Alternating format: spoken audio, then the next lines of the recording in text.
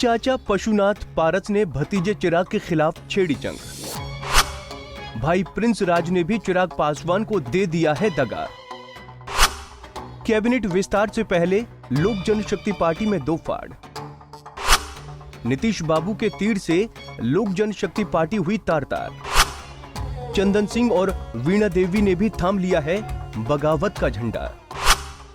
चौधरी महबूब केसर अली ने भी चिराग को ऐन वक्त पर दिया दगा। रामविलास पासवान की सियासी विरासत पर कब्जे की जंग। केंद्र में कैबिनेट के विस्तार से ऐन पहले चिराग की उम्मीदों को झटका।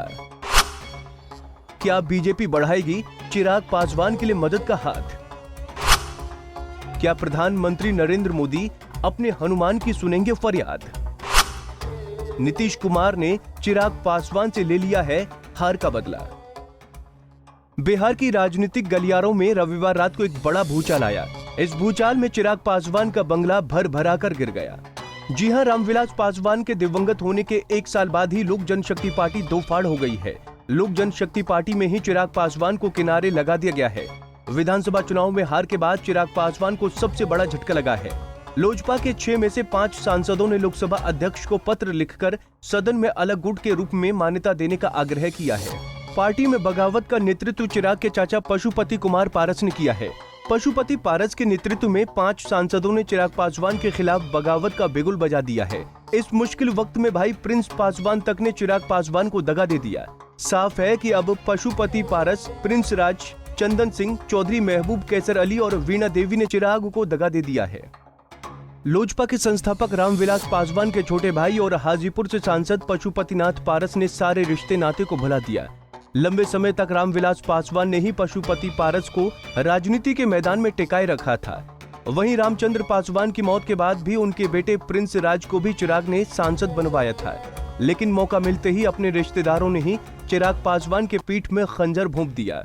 लोजपा के संस्थापक रामविलास पासवान के निधन के 1 साल के भीतर ही पार्टी दो फाड़ हो गई है। केंद्र में कैबिनेट विस्तार से ठीक पहले लोजपा में ये खेल हुआ है। एलजेपी में टूट के पीछे जेडीयू के सांसद ललन सिंह का नाम सामने आ रहा है। बताया जा रहा है कि पशुपति पारस, प्रिंस पासवान, वीणा सिंह, चंदन कुमार और महबूब अली केसर जेडीयू में शामिल होंगे। इसके साथ ही लोकसभा में चिराग पासवान पार्टी में अकेले पड़ जाएंगे। इससे पहले भी बिहार में लोजपा के एकमात्र विधायक राजकुमार सिंह ने भी जेडीयू का दामन थाम लिया था।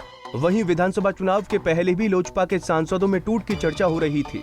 उस वक्त भी बागी सांसदों का नेतृत्व पशुपति कुमार पारस के हाथों में ही था।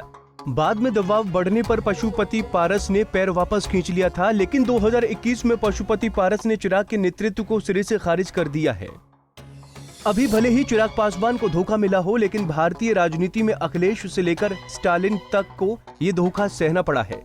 वहीं ये भी एक सत्य है कि सांसद भले ही पाला बदल लें, लेकिन जनता अमूमन अपने नेता के पीछे खड़ी रहती है। उत्तर प्रदेश में अखिलेश यादव से उनके चाचा शिवपाल यादव अलग हो गए थे, लेकिन इससे अखिलेश के कैडर वोट पर कोई बड़ा नुकसान नहीं हुआ।